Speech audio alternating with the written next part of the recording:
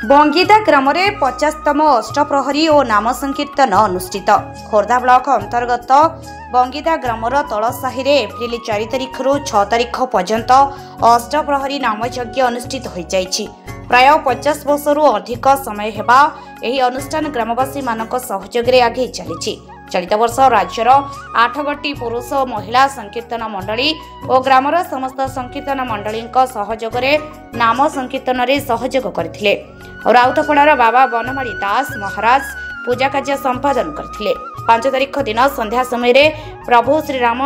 श्रीकृष्णकर नाम संकीर्तन सहित सारापल्ली प्रभु श्रीराम श्रीकृष्णकर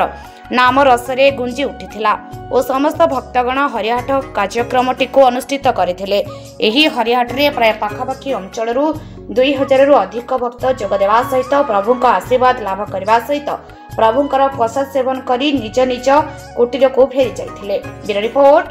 तोफान एंटरटेनमेंट।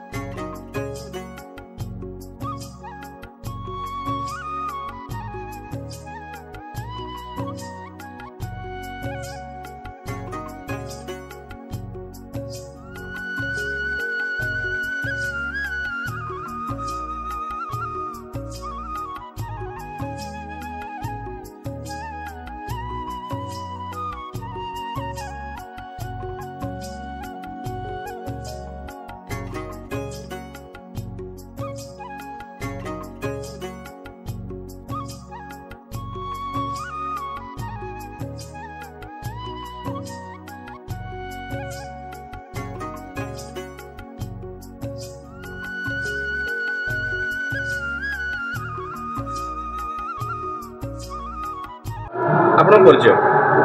श्री जोगेश्वर साहू बंगीदा तलसाही। अच्छा कौन कहबे जो आज प्रभु रामकृष्ण बंगीदा ग्रामर पुराना जो कहती गादी एटा हूँ बंगीदा तलसाही रे अष्टप्रहरी नाम यज्ञ बहुत दिन रू एटा चली आसला। एटा दीर्घ कहया गले 50 वर्ष तलर गादी किंतु बहुत पुरातन किंतु मझिरे यार ये होता तापर आमर साईर युवपीढ़ी मैंने या आगे नहीं दीर्घ 25 वर्ष है बर्तमान ये गादी रे चली अष्टप्रहरी नाम यज्ञ साईर समस्त सहयोग आशीर्वाद एवं ग्रामवासी मानकर सहयोग रे एटा दीर्घ 25 वर्ष भितर प्राय आम देखा गले कौन बाधा विघ्न किसी ना समस्ते भगवत प्रेमी एवं समस्तर मनर गोटे उत्साह उद्दीपना भगवत किसी शिक्षा करवा हरिनाम किसी जानिमा एवं दीर्घ 25 वर्ष है समस्त ये सहयोग ये अष्टप्रहरी नाम यज्ञ चली एटा प्राय सकाळु समस्ते आसिक एकाठी होती एवं प्राय 8-10टा मेल आसिक कीर्तन संकीर्तन ये आमर नाम संकीर्तन करती एवं एटी आमर संध्या बेले भगवत जो पारायण हुए एवं घरे दुआरे मानक बसी गोटे भागवत गोटे घंटा मध्य शेष करती जहाँकि बहुत सुंदर एवं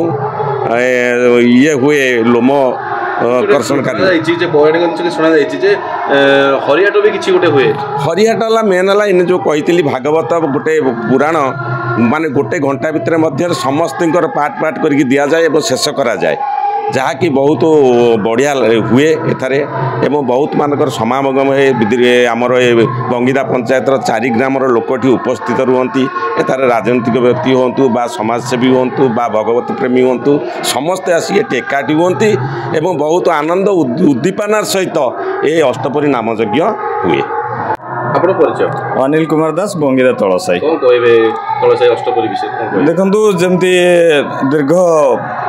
50 वर्ष अधिक समय धरी ये अष्टप्रहर नाम यज्ञ 3 दिन धरी अनुष्ठित हुए। ए वर्ष प्रभु श्रीराम नवमी यार उद्यापन होची जहाँकि ये अंचल ये पाखापाखि अंचल पाखापाखि 8-10 खंड गाँव लोक मैंने एकाठी हुंती एवं जदि कहे आपण पाखापाखि 10टी जिलूर विभिन्न संकीर्तन दल ये अंशग्रहण करती प्रभु नाम यज्ञ समस्ते एकत्रित हुंती वयस्क मानकर सहयोग और आशीर्वाद एवं युवपीढ़ीर से जो उत्साह उद्दीपना सबुले रही निरवच्छिन्न भाव में प्रति वर्ष ये टाण खरा को मध्य खातिर नकरी समस्ते युव वृद्ध समस्ते एकाकार हुंती से प्रभुंकर नाम नवारे